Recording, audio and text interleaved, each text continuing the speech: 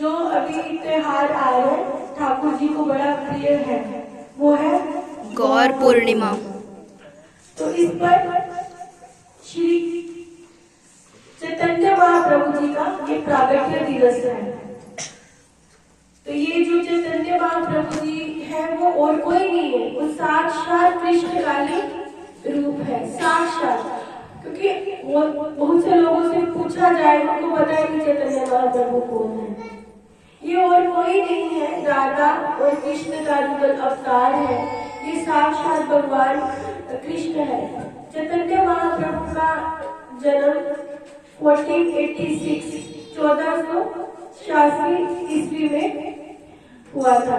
पूर्णिमा का दिन था, संध्या का समय था, चंद्र ग्रहण था, चंद्र ग्रहण लगा था। तो उस समय क्या कर रहे थे लोग, संध्या के समय जब गंगा से स्नान करके निकल रहे थे और हरिनाम गुणगान कर रहे थे। जब जैसे ही इनका जन्म हुआ, इनके पिता का नाम जगन्नाथ मिश्रा, माता का नाम शची देवी।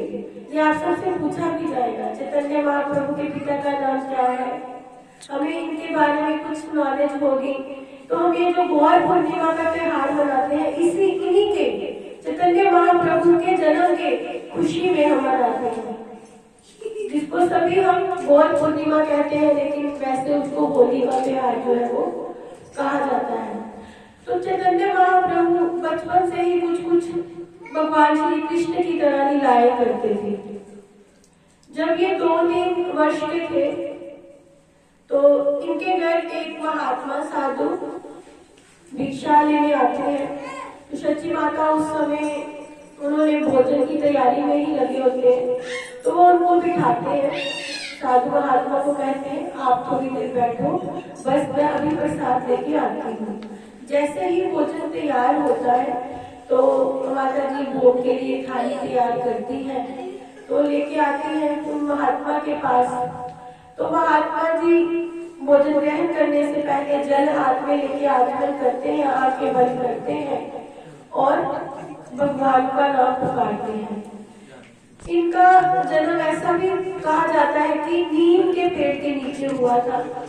तो इनका वैसे बचपन में नाम भी शंकर रखा गया था, लेकिन नीम के पेड़ के नीचे होने से माँ को इनको निमाई बुलाना बड़ा अच्छा लगता था, तो इनकी माता इन्हें निमाई के नाम से पुकारती थी। तो जैसे ही वो साधु महात्मा आचमन करते हैं, भगवान का ध्यान लगाते हैं, आंखें बंद होती हैं। जैसे ही वो आंखें खोलते हैं तो क्या देखते हैं, 2-3 साल का निमाई सामने बैठा है और वो भोग लगा रहा है, प्रसाद खा रहा है। वो देखते हैं कि ये कहाँ से आते, पता नहीं कहाँ से।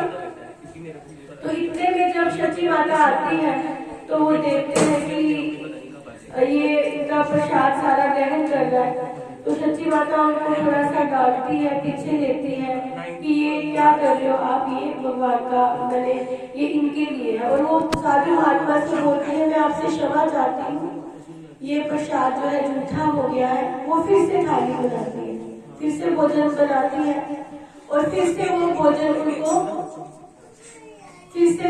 जब उनको देते हैं तो फिर से जब वो ध्यान लगाते हैं तो निमाई आ जाती, पता नहीं कहाँ से निमाई आ जाते हैं और वो प्रसाद ग्रहण करने लगते हैं। तो फिर से जब सची माता देखती है, वो बड़े ऐसे परेशान, फिर से वो भोजन तैयार करती है। फिर से जब वो साधु महात्मा ध्यान लगाते हैं तो निमाई आ जाते हैं। तो फिर साधु महात्मा कहते हैं कि माता तुम ऐसा करो, मुझे तुम ऐसे ही जो ड्राई राशन होता है तो मुझे वो दे दो, मैं घर जाके खुद ही बना लूंगा, तो मैं खा लूंगा। तो मुझे तो अब माता देखती है बना हुआ भोजन ज्यादा बचा भी नहीं होता, तो माता उनको वैसे ही वो जो ड्राई राशन है वो डाल देती है। तो वो घर जाते हैं तो वो बनाते हैं प्रसाद और खाने लगते हैं। जैसे वो खाने से पहले भगवान का नाम लेते हैं तो वो देखते हैं फिर निमाई इधर आके, तो वो जब ऐसा देखते हैं तो वो उनके चरणों में गिर जाते हैं। 3 साल का बालक और वो महात्मा उनके चरणों में गिर जाते हैं। तो ये चैतन्य महाप्रभु की बड़ी सुंदर लीला थी। और बचपन में क्या था, एक बार जब वो बड़े छोटे से थे तो बड़ा रोने लगे, जैसे बच्चा छिड़ जाता है ना, बहुत रोने लगे, बहुत रोने लगे। तो इनकी माता ने बड़ा यत्न किया इनको चुप कराने का, बहुत ज्यादा प्रयास किया, खिलौने भी दिए, बहुत कुछ, लेकिन ये चुप नहीं हुई। तो आजकल माता भगवान के पास बैठ गई, कहने लगी अब भगवान ही करेंगे जो। तो माता गाने लगी श्री राम श्री कृष्ण श्री राम श्री कृष्ण हरि नाम गाने लगी। तो देखा निमाई चुप हो गई। तो अब माता को सुंदर उपाय मिल गया, जब भी निमाई रोते तो माता ये था भगवान का नाम लेती, जैसे ही भगवान का नाम लेती थी तो निमाई चुप हो जाती थी। तो ऐसे ही हम आज से ये शुरू की हमने चैतन्य महाप्रभु की लीलाएं, बड़ी सुंदर इनकी लीलाएं हैं, कथाएं हैं। तो हम अब पूर्णिमा तक, गौर पूर्णिमा तक इनकी लीलाओं का गुणगान करेंगे। तो बड़े उत्साह से हम इनके आने की, इनके प्रागट्य दिवस की तैयारी करेंगे। हरे कृष्णा। हरे कृष्ण।